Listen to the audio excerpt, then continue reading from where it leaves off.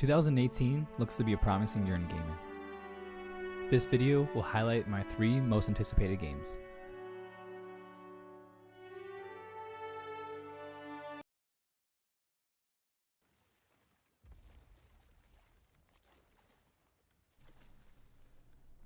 God of War has always been a divisive series. You have one side of the fence that loves the feeling of the arcade style of combat, but that's about it. They could give a damn if Kratos has an emotional spectrum, and they should feel that way, because that's what God of War does best. The other side of the fence are the people who dislike Kratos as a character, and they can't see much else past that. Everyone agrees the gameplay is great, but because the story and characters are lacking, they just can't fully enjoy the experience. I fall in the middle. Part of me could care less that Kratos is a rage-fueled monster and nothing more, and that's mostly because I have enough fun causing chaos. And yet I do sometimes wish the story made me care. I'm conflicted about God of War, and that's why when I saw the debut of the new trailer, I was torn. Kratos has a beard? He has a kid? He's in Scandinavia? What is going on? But now that I've had time to marinate on it, I've grown excited. It appears that Santa Monica is finally, after 6 games and 13 years, taking their main character seriously. And that makes me want to take him seriously. Plus, the fact that God of War is now blending together different mythologies has me really sold.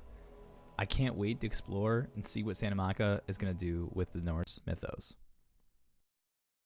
Who are you? Never mind who. Ni no Kuni 2 Revenant Kingdom takes my number 2 spot, based on how much I fell in love with the first game, Wrath of the White Witch.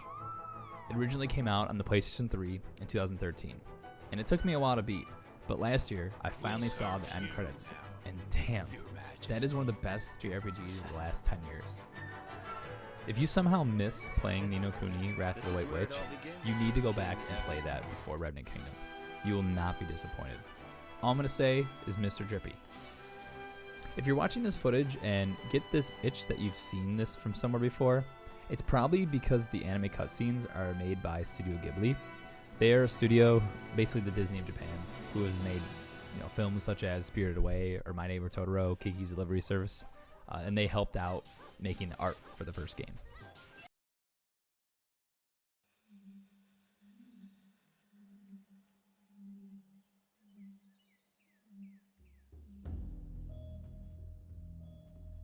I have a feeling that I'm not going to be the only one who has this as their most anticipated game for next year. If you have somehow avoided playing The Last of Us, you should do everything in your power to get that problem fixed. The Last of Us is one of my 5 favorite games of all time.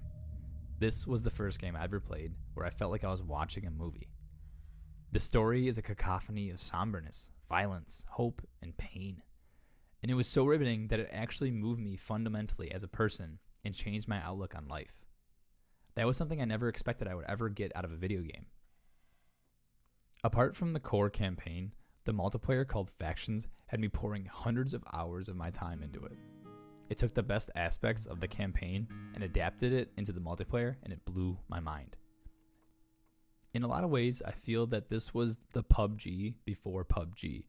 Not on the same scale, but these are the only 2 games that I've ever played that made my heart race in the same way. And because of all that, and what Naughty Dog has teased in the first 2 trailers, has me dying to play this game. Here are my honorable mentions.